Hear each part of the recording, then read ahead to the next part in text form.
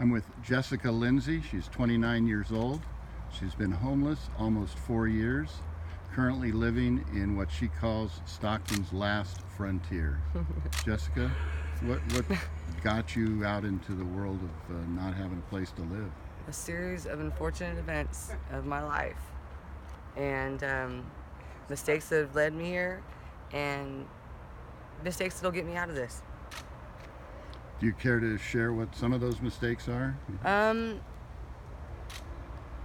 I lost my kids.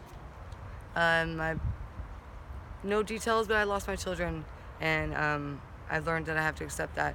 I made mistakes. I am an addict, and in result, I lost my children.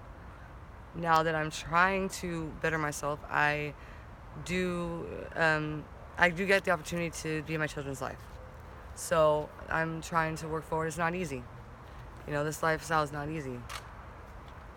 Where you are, you're not close to what people think of as services like St. Mary's Dining Hall, downtown Stockton. I honestly don't think Stockton has any services for homeless.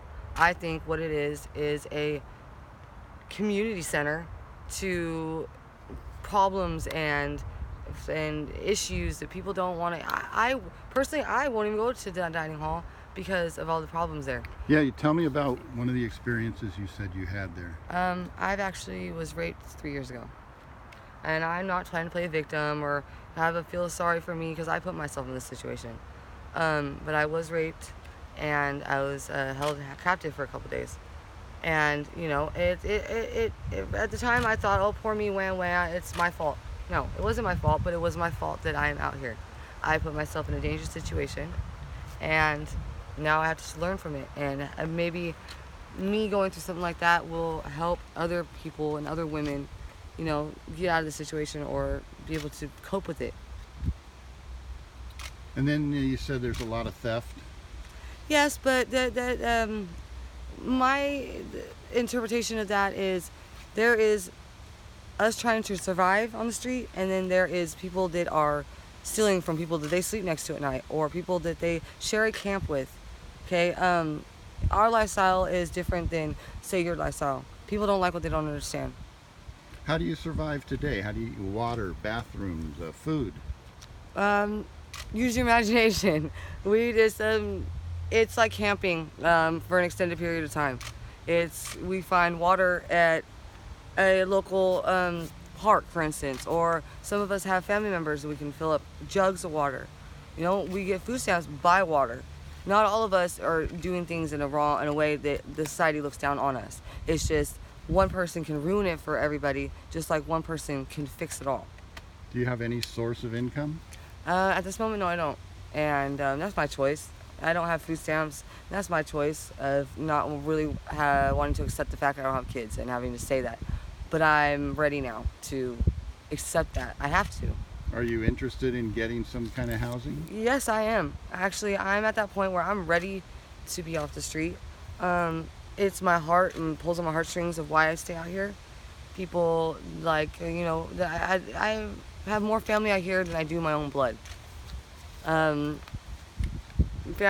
actually come to realize that being on the street, I've had people that I will have for the rest of my life in my life. You know, and that's a beautiful thing. Because there's a lot of people out here that are amazing people, but society wants us and everybody to think that we're bad, we're drug addicts, we're horrible people. In reality, there's probably people out here that are more humble than people that have $1 million in their pocket. But nobody will understand that until they walk a mile in our shoes. And how could they do that if nobody sits here and does what I'm doing right now and explains it and lets them see? Why are you sharing your thoughts today? I've been wanting to do this for a long time because I feel that we are treated unfairly. We are treated, to point blank put it, dog poop. We're treated like cockroaches. And you actually answered kind of a prayer that I've wanted to do for a long time. I wanted to speak because I feel that if we're supposed to be seen and not heard, that's what society wants. Well, you know what? I'm not one to keep my mouth shut. And I feel that maybe my voice, even if it's one person hearing it, maybe that could change everything, or just something. Is there a solution to what society sees as this homeless problem? Probably not. Probably not. Probably everybody's entitled to their own opinion. And it's probably going to always be like this, just like segregation, black and white, different races. It's always going to be there. It's just, is it going to progress and get better and be more tolerable, or people understand it more? Or is it going to stay the same or get worse? I hope in my kids' future it's more tolerable and more people will start to understand it and be more open-minded than so closed-minded, and maybe sit down and listen to somebody and be humble. Is there anything else?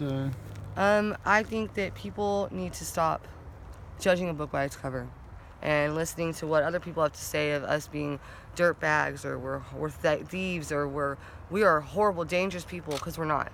We're just like you. You cut us, we all bleed the same blood.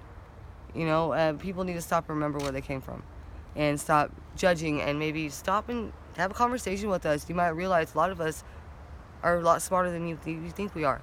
We're a lot more humble and kind and not dangerous at all. Thank you very much. You're welcome.